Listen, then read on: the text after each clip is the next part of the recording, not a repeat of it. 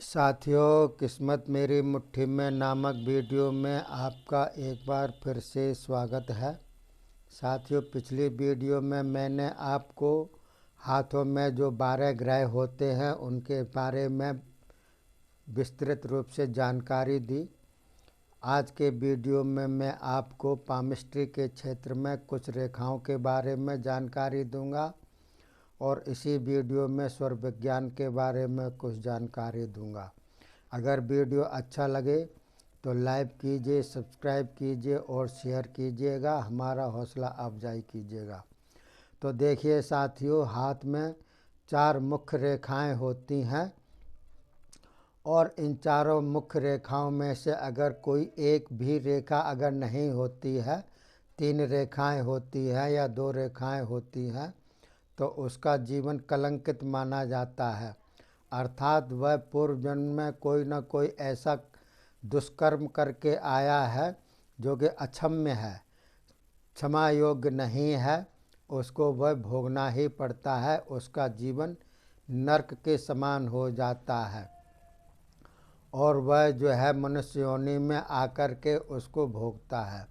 तो देखिए, पहले तो होता है जीवन रेखा होती है सबसे पहले। ये देखिए, शुक्र क्षेत्र को घेरे हुए ये जीवन रेखा होती है। तो पहले तो जीवन ही महत्वपूर्ण होता है, जिसका जीवन नहीं उसका कुछ भी नहीं। तो जीवन रेखा बहुत ही महत्वपूर्ण होती है। ये शुक्र क्षेत्र को घेरे रहती है, अर्थात शुक्र का बड़ा महत्व होता है हमारे शरीर में शुक्राणुओं का। उसी के ऊपर हमारा जीवन निर्भर रहता है।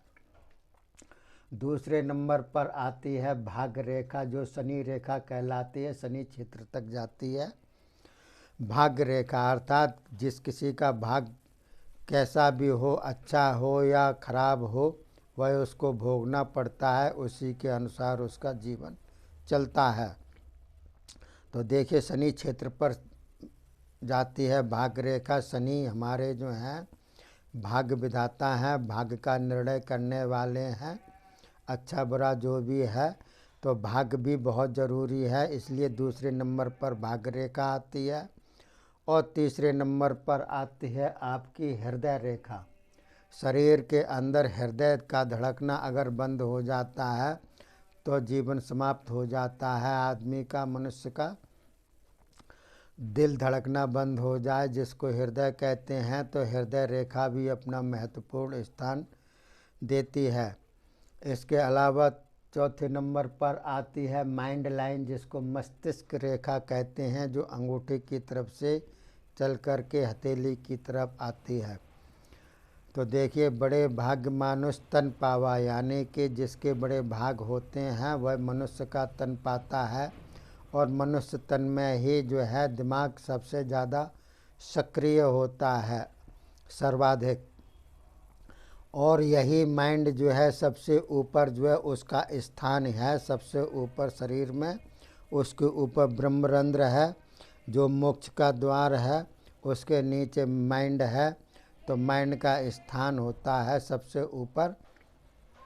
इसी के बल पर मनुष्य जो है पूरे पृथ्वी पर राज किए हुए है, अपना साम्राज्य फैलाए हुए है। चर अचर सभी प्राणियों पर जो है उसका आधिपत्य है, इसी माइंड के द्वारा।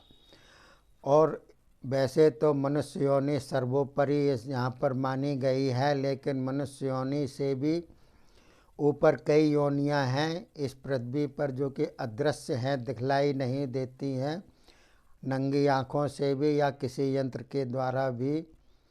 जैसे कि मनुष्य के ऊपर जो है देवियाँ वगैरह होती हैं, जिसका आधिपत्य हम लोगों के ऊपर होता है। जैसा चाहे वैसा वह नचाते रहते हैं। तो उन्हीं के हाथों में हमारा जीवन होता है और हमारे हाथों में जो और अन्य प्राणी हैं, जीव जनावर, उनका जो है रहता है जीवन।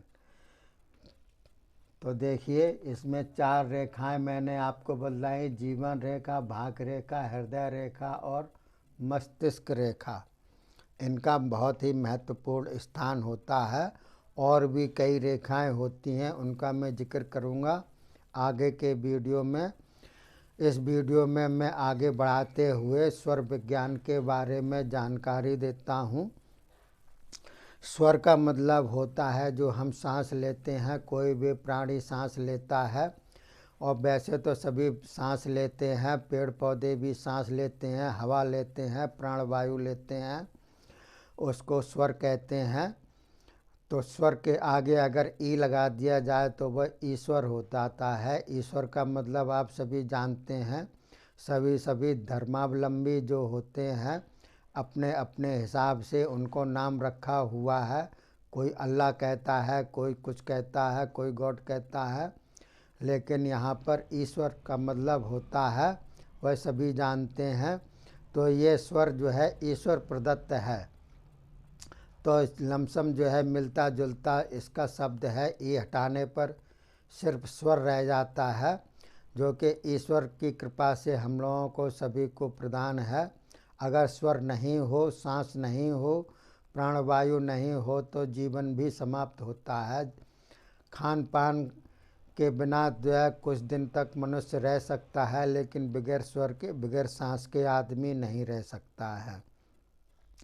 तो ये स्वर विज्ञान जो होता है, नाक से सांस लेते हैं, इसके आधार पर इसको बनाया गया है, लिखा गया है, हमारे ऋषि मुनियों ने लिखा हुआ है।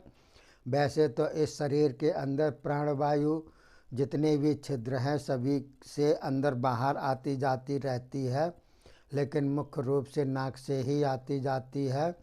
वैसे तो मुँह से भी ले सकते हैं, आँख से भी, कान से भी, और शरीर के रोम छिद्रों से भी, गुदा से भी, कहीं से भी सांस अंदर आती जाती रहती है। 24 घंटे आती जाती रहती है हर छिद्र से, किसी से कम किसी से ज़्यादा। लेकिन यहाँ पर सांस ले का स्वर का मतलब होता है नाक से सांस लेना। तो देखिए इसमें 3 स्वर बदलाए गए हैं। वैसे तो नाड़ियाँ होती हैं 72,000 बदलाई हैं, पूरे शरीर में फैली हुई है। पेड़ के समान, जैसे आपने पेड़ देखा होगा, तने के बाद शाखाएं प्रशाखाएं उसमें से निकलती चली जाती हैं और पूरी फैल जाती हैं। वैसे ही हमारे पूरे शरीर में नख से सिर तक 72,000 नाड़ियाँ फैली हुई हैं, लेकिन मुख्य रूप से 3 नाड़ियाँ ही इसमें बतलाई गई हैं। एक होती है सुषुम्ना नाड़ी, जो कि दोनों नाकों से जब आदमी बराबर सांस लेता है, कम न ज़्यादा, उसको सुषुम्ना नाड़ी कहते हैं। और जब सूर्य स्वर चलता है, अर्थात दाहिने स्वर से ज़्यादा चलती है, सांस लेते हैं तो सूर्य स्वर होता है। और अगर बाएं स्वर से चल रहा हो तो चंद्र स्वर कहलाता है चालू। तो चंद्र स्वर, सूर्य स्वर और सुषुम्ना स्वर। तो सुषुम्ना स्वर में मैं आपको बतलाता हूँ कौन कौन से कार्य किए जा सकते हैं। प्राणायाम किया जा सकता है, हरि कीर्तन किया जा सकता है, योगाभ्यास किया जा सकता है। मेहनत करते हैं आदमी इसी सुषुम्ना नाड़ी से, तो योगाभ्यास करते हैं तो सफल होता है। भजन कीर्तन करते हैं तो वह सफल होता है। इसी सुषुम्ना नाड़ी से आदमी किसी को शापित भी कर सकता है और वरदान भी दे सकता है। वो क्रिया मैं आपको बाद में बतलाऊंगा। लेकिन सुषुम्ना नाड़ी से जिन साधु संत होते हैं अल्पाहायु करते हैं, अल्पाहार से उनकी सुषुम्ना नाड़ी ज़्यादा चलती रहती है। कोई कोई एक आहार करता है, कोई कोई 2-2, 3-3 दिन तक निराहार रहते हैं। तो ये सुषुम्ना नाड़ी ही जब तक चलती रहती है, ज़्यादा कम खाने से। तो साधु संत का यही एक विशेष रूप से कारण होता है कि सुषुम्ना नाड़ी चलने से ही उनका हर कीर्तन, भजन, ध्यान, योगाभ्यास होता है।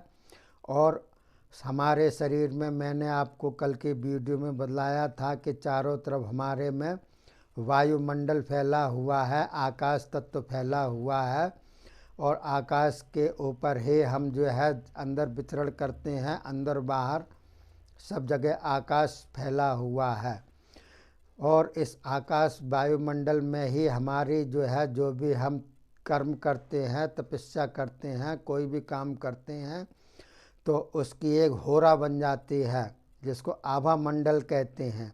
हमारे पूरे शरीर के अंदर एक अदृश्य महीन जो है परत होती है, उसके अंदर आभा मंडल होती है और या उसको कहते हैं होरा मंडल। आजकल के वैज्ञानिक आभा मंडल कहते हैं, वैसे होरा मंडल भी कह सकते हैं, नाम कोई सा भी ले लीजिए। तो कर्म के अनुसार हर किसी के आभा मंडल, होरा मंडल अलग अलग रंग की होती है और अलग अलग साइज़ की होती है। किसी की ज़्यादा होती है, किसी की कम होती है, किसी की बहुत न्यून हो जाती है कर्म के अनुसार, किसी की बहुत अधिक हो जाती है, कई कई किलोमीटर तक फैली रहती है उनकी होरा। आपने सुना होगा कि पहले कोई कोई ऋषि ऐसे सिद्ध पुरुष होते हैं जो जंगलों में चले जाते हैं तो उनको हिंसक प्राणी कोई भी तकलीफ़ नहीं देते हैं, क्योंकि उनके होरा मंडल पर आते ही उनकी हिंसात्मक प्रवृत्ति खत्म हो जाती है, लोप हो जाती है। आपने शंकर भगवान की फ़ोटो देखी होगी, उसमें कुछ ऐसे तत्व दिखलाए गए हैं, दर्शाए गए हैं जो एक दूसरे के अपोजिट हैं, एक दूसरे के दुश्मन हैं। जैसे कार्तिक का सवारी है गरुड़ और भोलेनाथ के गले में लिपटे हुए सर्प, ये दोनों एक दूसरे के दुश्मन हैं। वैसे ही पार्वती की सवारी है सिंह और भोलेनाथ की सवारी है नंदी यानी कि बैल, ये दोनों भी एक दूसरे के दुश्मन हैं। वैसे ही कंठ पर विराजमान उनके जो है जहर है, जहर लिया है, कंठ नीलकंठ कहलाए हैं भोलेनाथ। लेकिन वहीं जो है शीश पर गंगा है जो कि शीतलता प्रदान करती है और जहर गर्मी प्रदान करता है, तो ये दूसरे भी एक दूसरे के दुश्मन है। तो ये चित्र के अनुसार हम लोगों को ये दर्शाया गया है कि जो भी उनकी आभा मंडल होती है उसके अंतर्गत जो भी प्राणी होते हैं वह अपने दुश्मनी, अपने शत्रुता, अपने हिंसात्मक प्रवृत्ति छोड़ करके मित्र भाव से एक दूसरे की सहायता, एक दूसरे की मित्रता में रहते हैं। तो ये सुषुम्ना नाड़ी में ही होता है। सुषुम्ना नाड़ी जिसकी अधिक चलती है, वैसे साधारण मनुष्य की तो बहुत कम चलती है सुषुम्ना नाड़ी। 1 घंटे के अंदर तीनों नाड़ियाँ जो हैं अपना राउंड लगा लेती हैं। सुषुम्ना नाड़ी, सूर्य नाड़ी और चंद्र नाड़ी, तीनों नाड़ियाँ 1 घंटे के अंदर अर्थात 2.5 घड़ी के अंदर पूरा जो है सर्कल पूरा करके फिर वहीं से शुरू हो जाती हैं जहाँ से पहले शुरू हुई थी। लेकिन जो अल्पाहारी होते हैं उनकी जो है सुषुम्ना नाड़ी ज़्यादा चलती है, हर भजन कीर्तन का उनका काम होता है। और सूर्य स्वर उनका तेज चलता है जो ज़्यादा मेहनत करते हैं, ज़्यादा खाते पीते हैं, मेहनत करते हैं, पहलवानी करते हैं, जिम जाते हैं। तो सूर्य नाड़ी उनकी इसलिए ज़्यादा चलती है क्योंकि उनकी खुराक बहुत तगड़ी होती है, दिन में 3-3 4-4 बार खाएंगे और उनका हैवी भोजन होता है और उनको पचाने के लिए सूर्य नाड़ी स्वतः ही चालू रहती है। तो इसके अंतर्गत मैं आपको बाद में बतलाऊंगा, वीडियो बड़ा हो जाएगा इसलिए इस भय से मैं अगले वीडियो में बतलाऊंगा। तब तक के लिए मैं अपने यहीं पर विराम देता हूं इस वीडियो को। अगर वीडियो अच्छा लगा हो तो लाइक कीजिए, सब्सक्राइब कीजिए और शेयर कीजिए, हमारा हौसला अफजाई कीजिए। अगले वीडियो का इंतज़ार कीजिए। तब तक के लिए जय हिंद, जय भारत।